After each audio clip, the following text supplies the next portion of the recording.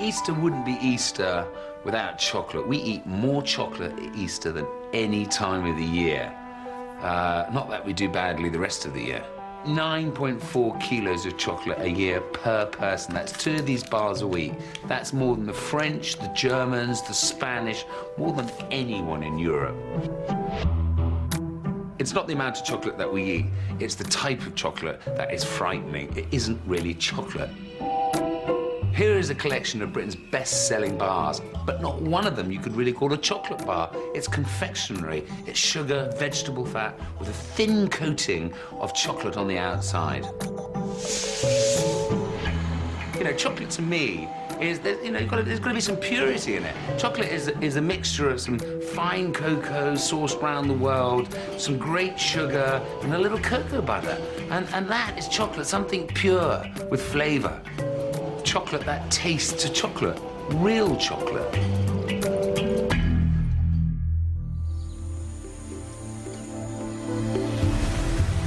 For 15 years, Willie Harcourt-Cooze has single-handedly pursued his dream of producing the finest chocolate in the world. He's grown cacao on a plantation in the heart of the Venezuelan jungle. He's restored antique chocolate equipment to set up a small factory in Devon, and now he's about to take on his biggest challenge ever: to create a popular chocolate bar for sale in the high street to rival the products of the big commercial giants. And these are my first bars. It's a bit like having a baby. It's a massive financial and emotional enterprise for one man and his family. That's my future. That's the future chocolate bar flavour.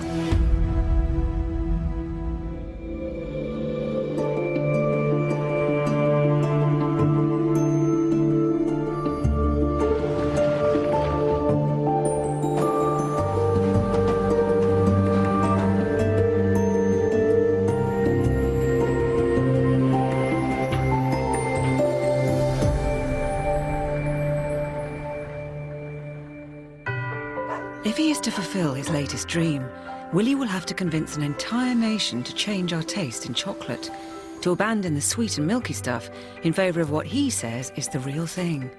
But can he do it? First of all, he needs to test his plan on people who haven't had their taste buds distorted by decades of overly sweet confectionery. Chocolate's supposed to be something you buy to give your kids a treat, but it's not. You give it to them while you read the newspapers and they go ballistic with the sugar. So he's off to Spain, to Barcelona, where the chocolate industry is alive and well. Most of the popular chocolate sold in Britain contains more vegetable fat, milk and sugar than they deem civilised here. So much so that for years Europeans campaigned to prevent British producers from using the name chocolate on the wrapper. And what do we do about it? It goes back to don't talk bad, but you really someone's got to stand up and say, this isn't chocolate. And much of what we buy as chocolate in the UK couldn't be sold under that name here. EC regulations mean it would have to be called family milk chocolate. The recent explosion of boutique chocolate shops in Barcelona makes Willie optimistic that there is a market for a more pure product.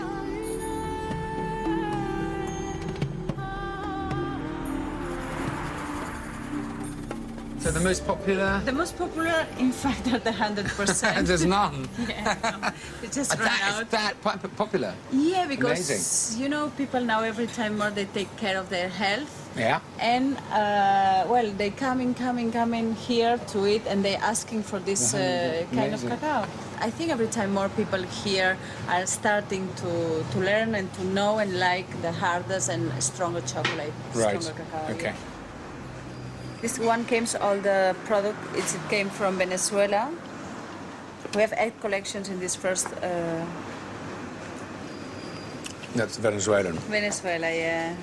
Maybe it's a bit more tasty. You've done the exact opposite. Yeah. You know, you've taken the sugar out and you've got the cacao. We're on the reverse, sadly.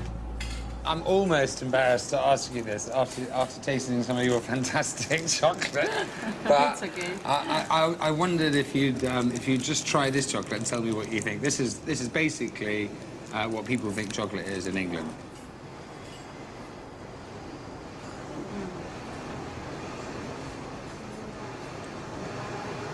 Well, when you're used to this our chocolates, this is very difficult to eat this kind of chocolate. Right.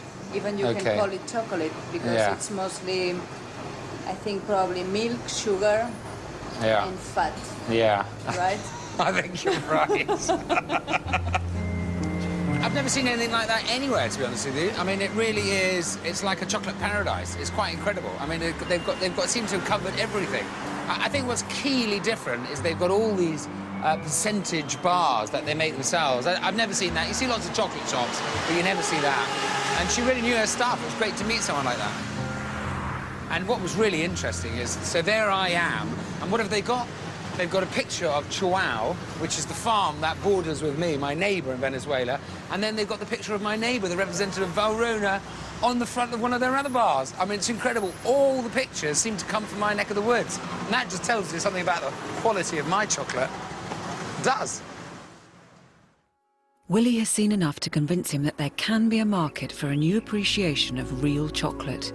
But is it really plausible that one man can take on a whole industry and prove it to an entire nation? The last year has brought a lot of changes for Willie. The business of producing 100% cacao bars for cooking has taken almost all of his time. The tiny wonky chocolate factory he built with his own hands is ticking over, and his bars are selling steadily.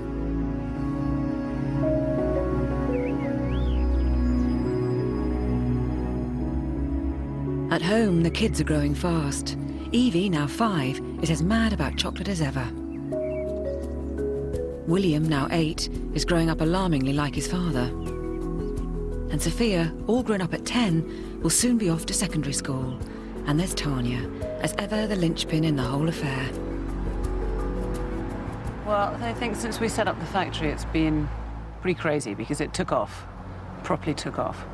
And we had no body, and we didn't really have the place sorted at all for that kind of instant success. I probably thought things were going to get better, you know, I'd have more time. But what's happened is I've been sort of a victim of my own success. Willie thinks he's not working when he's on the phone or on his computer. That's not working.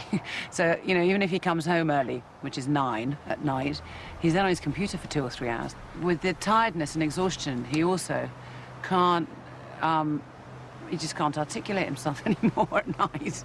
You make your own opportunities. I've made an opportunity here for all of us, not just for me, for the whole family. And, you know, it is a one-man show. There isn't the money to pay other people. And yes, I do get up and I do go to work before the kids come down for breakfast sometimes. So sometimes I don't see them in the morning or the evening. But, you know, it's not forever, you know, is it? It's just to get this project off the ground. But if Willie's new chocolate is to have a prayer competing against Britain's favourite bars, he needs a unique selling proposition. If he can prove his wild personal theory that pure cacao is good for you, maybe he'd be on to a winner.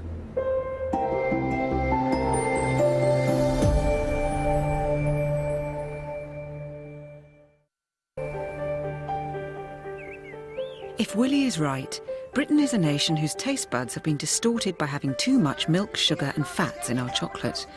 But can he really persuade us to be more like Europeans and re-educate our palates? He needs to test out his idea on some true Brits, so he's placed an ad in the local paper for self-proclaimed chocoholics. So for the last week, I've been trying to get together a real bunch of chocoholics down to the factory to educate them about what chocolate really is. You know, this mission is a mission to educate people about flavour, you know, and what real chocolate's all about, which is ultimately flavour and healthiness and all the other things attached to it. Okay, so I'm preparing an ice cream for a bunch of self-confessed chocoholics tomorrow. And I've got this idea that while they're all concentrating on the chocolate that I'll be producing, I'll hit them from the side with a chocolate ice cream.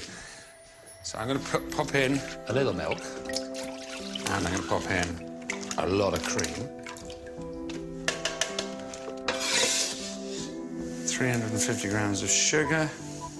I'm meeting these guys tomorrow. Basically, you know, they are, for a better word, the Cadbury Brigade. And I'm going to try and introduce real chocolate to them. And this is all in my campaign and my quest to see if I can get other people who really traditionally eat the chocolate that's been served up to them to think again and think about eating real chocolate. I am creaming the eggs and the sugar. I'm going to take a little bit of the hot cream mixture and I'm going to slip it into the sugar and eggs and mix it in, and then I'll add that back to the main bulk of the cream. And I'm doing that so it doesn't curdle, basically. If they don't like this, then I will be amazed. I tell you what, just to evoke a little bit of sweetness, because these guys like sweet, and good old vanilla. Just a little dollop. So now I'm going to stir in. That's nice. Look at that go. I'm just going to stir in the chocolate. Okay. You want to stir it really well until the chocolate's really mixed into the cream. It's thick and beautiful. I'm going to whack it into the ice cream maker and get back to work.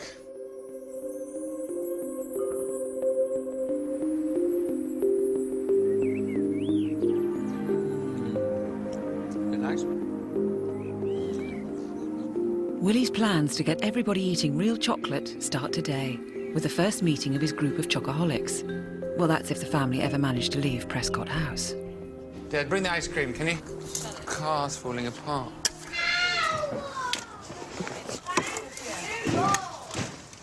Come on, darling. Tanya? What? Do you think what I'm wearing is all right? Hang on a minute. It's driving me crazy. I'm trying to do 10 things at once. Tanya, William, let's go! Chop, chop! Oh, there you are, darling. There's 10 people in the group Willie's recruited.